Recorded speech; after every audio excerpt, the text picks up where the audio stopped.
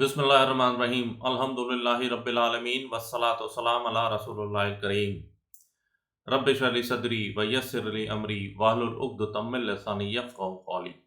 अस्सलामु अलैकुम व रहमतुल्लाहि व बरकातुहू। डियर ब्रदर्स एंड सिस्टर्स इन इस्लाम, मेरे इस व्लॉग में मैं फिर एक बहुत मशहूर हदीस लेकर आया हूँ जिसकी वर्डिंग्स हैं seek knowledge even if as far as China. इल्म हासिल करो चाहे तुम्हें चीन क्यों ना जाना पड़े। ये हदीस आपको हर जगह, हर टीवी शो पे और हर नेट पे, फेसबुक पे, यूट्यूब पर, और जो बड़े बड़े लोग जो बोलते हैं, जो इस्लाम की जो है वो तारीफ़ करना चाहते हैं, वो ये चीज़ बोलते हैं कि इस्लाम में बताया गया है कि इल्म हासिल करो चाहे चीन क्यों ना जाना पड़े। तो मेरे भाइयों और बहनों, मैं आपको ये बताता हूँ कि ये इब्न अदी से रिवायत है, और इसको इब्न जौज़ी और इमाम इब्न हिब्बान, जिन्होंने सही इब्न हिब्बान लिखी है, उसमें इन दोनों इमामों ने इस हदीस को इस हदीस को मौजू बताया है, फैब्रिकेटेड बताया है, यानी कि ये बात रसूल अकरम सल्लल्लाहु अलैहि वसल्लम ने नहीं फरमाई, और ये सिर्फ एक तरीके से उम्मत में राइज है कि ऐसा हदीस है, जबकि ये हदीस नहीं है।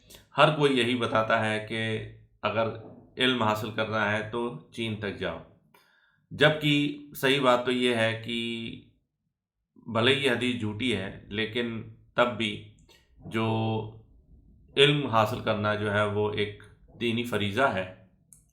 और सबसे पहले दीनी फरीज़ा कहाँ से शुरू होता है? जब आप शहादत लेते हैं, अशहदु अल्ला इलाहा इल्लल्लाह व अशहदु अन्ना मुहम्मदन अब्दुहु व रसूलुहु। तो जब आप ये कहते हैं तो आपको ये मालूम होना चाहिए कि आप कह क्या रहे हैं। तो और जिसको ये मतलब नहीं मालूम, जो मुसलमान हुआ, जिसको ये मतलब नहीं मालूम, तो वो मुसलमान ही नहीं हुआ। तो इसलिए आपको मालूम होना चाहिए कि मैं किस चीज़ की शहादत दे रहा हूँ, मैं किस चीज़ की गवाही दे रहा हूँ।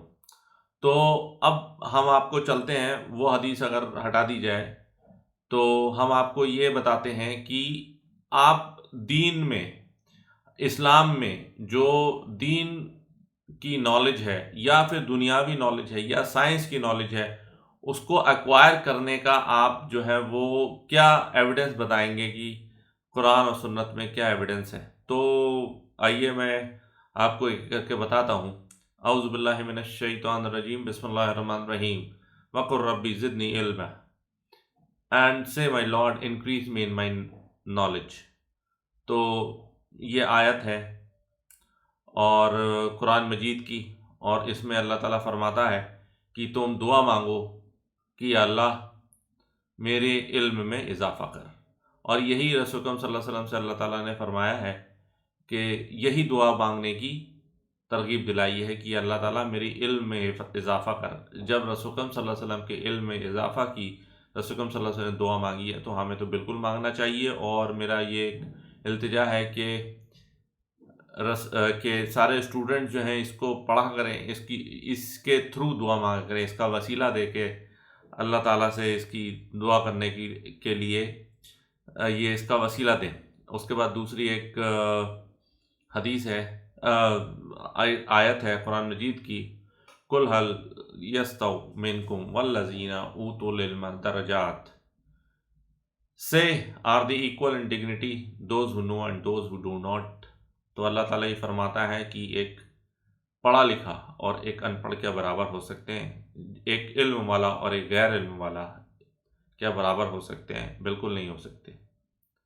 दुनियावी तौर पे तो आप इल्म वाले पे चढ़ जाइए, इल्म वाले को नीचे दबा दीजिए, इल्म वालों को बेइज्जत कर दीजिए, लेकिन अल्लाह की नज़र में इल्म वाला और बे इल्म वाला कभी बराबर नहीं हो सकते। और दुनियावी तौर पर भी एक लम्हे के लिए तो हो सकता है वो सकपका जाए और आपसे जो है वो थोड़ा सा डाउन हो जाए आपकी पावर की वजह से, लेकिन अल्टीमेटली जो है वो जीत जो है वो इल्म वाले की होगी, और ख़ासकर वो इल्म जो अल्लाह के दीन का है। وہ بھی ضروری ہے، دنیاوی علم بھی ضروری ہے. ہم یہاں تک جو پہنچے ہیں وہ ہمارے پاس دنیاوی علم بھی ہے، اور ہم دین کا علم جو ہے حاصل کرنے کی کوشش کر رہے ہیں. تو دونوں جو علم ہے وہ ضروری ہیں. دوسری آیت ہے، تیسری آیت انفیکٹ ہے قرآن مجید کی، اعوذ باللہ من الشیطان الرجیم، یرفع اللہ الذین آمنوا منکم والذین اوتوا العلم درجات. تو اللہ تعالیٰ فرماتا ہے کہ اللہ has raised two sets of people to high levels of honor, dignity and prestige, the true believers and those who are firmly grounded in knowledge. تو اللہ تعالیٰ کے نظر میں دو لوگ جو ہیں جو بہت اونچے درجات پر فائز ہوں گے. پہلا وہ جو ایمان لایا، جو سچا مومن ہے، اور دوسرا وہ جس کے پاس مومن ہونے کے ساتھ ساتھ علم ہے. تو یہ 3 آیات ہیں جو سورہ طٰہٰ کی پہلی آیت ہے، آیت نمبر 114. دوسرا ہے سورہ زمر کی آیت نمبر 9، اور جو ابھی میں نے آیت پڑھ کے سنائی وہ سورۃ المجادلہ کی آیت ہے نمبر 11. تو یہ چیزیں ہیں، یہ قرآن مجید کی آیات ہیں جس میں اللہ تعالیٰ جو نالج ہے، جو علم ہے، جو اسٹڈیز ہیں، اس کی جو ہے وہ امپورٹنس بتا رہا ہے. اب آتے ہیں ہم صحیح حدیث کی طرف، جس میں رسول اکرم صلی اللہ علیہ وسلم کی سنت کے تھرو یہ بتایا جا رہا ہے کہ کس طریقے سے نالج جو ہے وہ امپورٹنٹ ہے. تو رسول اکرم صلی اللہ علیہ وسلم said, whenever Allah wants good for a person, he gives him or her understanding of the deen. تو اس کو اردو میں کہیں گے کہ جب اللہ تعالیٰ کسی کے لیے اچھا چاہتا ہے، کسی کا بھلا چاہتا ہے، کسی کی فلاح چاہتا ہے، تو اسے دین کی فقہ ادا کر دیتا ہے. فقہ مطلب ہوتا ہے ٹرو انڈرسٹینڈنگ. تو انڈرسٹینڈنگ، یہ فقہ حنفی نہیں ہے، نو ڈاؤٹ. الحمدللہ یہ فقہ حنفی نہیں ہے، یہ دین کی ٹرو انڈرسٹینڈنگ ہے. اور فقہ حنفی تو آپ کو معلوم ہے کہ اس کا دین سے تو کوئی مطلب نہیں ہے، وہ دین کچھ کہتا ہے اور وہ کچھ کہتے ہیں. تو اس کے بعد دوسری حدیث ہے، Prophet صلی اللہ علیہ وسلم said, the religious scholars are the inheritors of the prophets, and he who traveled a path seeking knowledge thereof Allah Azza wa Jal shall use that path to make it easy for him to enter the paradise. تو جو دین کا علم سیکھنے کے لیے لوگ لگے ہوئے ہیں وہ رسول اکرم صلی اللہ علیہ وسلم کے اترادھیکاری ہیں، اور رسول اکرم صلی اللہ علیہ وسلم کے، اردو میں کہیں تو رسول اکرم صلی اللہ علیہ وسلم کے وارث ہیں. اور جو انسان ایسے راستے پر چلا کہ وہ دین کی نالج، دین کا علم حاصل کرنا چاہتا ہے، تو وہ اس راستے پہ ہے جس راستے پر اس کی جنت میں انٹری آسان ہو جائے گی. انفیکٹ یہ ہے، کہنے کا مطلب یہ ہے کہ جو دین کی نالج لینے کے لیے چلا وہ جنت کے راستے پر ہے، کیونکہ جنت کے راستے پر آپ چلیں گے تبھی آپ جو ہے جنت پہنچ پائیں گے. اس کے بعد جو تیسری حدیث ہے اس میں یہ ہے کہ رسول اکرم صلی اللہ علیہ وسلم فرماتے ہیں, whenever the son of Adam has passed away, all his pious deeds come to a halt except in 3 cases. 1. A continuous charity, that is, he built a mosque or an Islamic school, etc. 2. Islamic knowledge which he left behind, and a pious son or daughter who constantly makes dua for Allah to forgive him. تو رسول صلی اللہ علیہ وسلم یہ فرما رہے ہیں کہ جب ابن آدم مر جاتا ہے, یعنی کہ کوئی بھی انسان مر جاتا ہے, تو اس کی سارے جو اچھے اعمال ہیں وہ رک جاتے ہیں.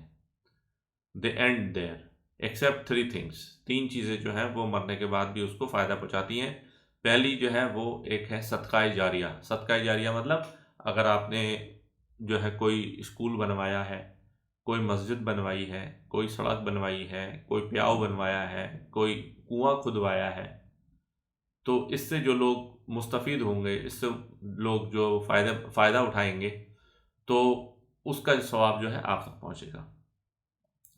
اس کے بعد جو ہے پیڑ لگوائیں گے, پیڑ بھی ہے ایک ایگزامپل. پھر اس کے بعد جو ہے Islamic knowledge which he left behind, مطلب آپ نے جو ہے کوئی نالج گین کری, پھر آپ نے کوئی کتاب لکھ دی, جیسے امام بخاری, امام مسلم, جو باقی سارے ائمہ جو ہیں انہوں نے کتاب لکھی, اور جیسے اب ہم ہیں یہاں پہ ہم ویڈیو بنا رہے ہیں، انشاءاللہ یہ تا قیامت تک ویڈیو رہے گا اگر یوٹیوب کی پالیسیز چینج نہیں ہوئی اور یوٹیوب نے ہمارا ویڈیو ڈیلیٹ نہیں کیا یا کسی نے ہمارا ویڈیو ڈیلیٹ نہیں کروا دیا، تو انشاءاللہ اس کا صدقہ جاریہ ملتا رہے گا۔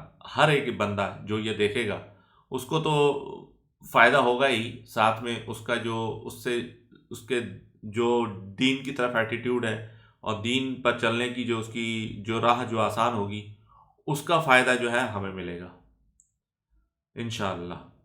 اور تیسرا وہ ایسا نیک اولاد جو اپنے ماں باپ کے گزر جانے کے بعد ان کے لیے دعا کرتی ہے اور جو ہے اچھا کام کرتی ہے، اچھے نیک اعمال کرتی ہے، تو اس کا ثواب بھی ماں باپ کو ملے گا، اور اس انسان کے جو بندہ ہے اس کے جو نیکیاں ہیں اور اس جو اجر ہے اس میں بھی کوئی کمی نہیں ہوگی۔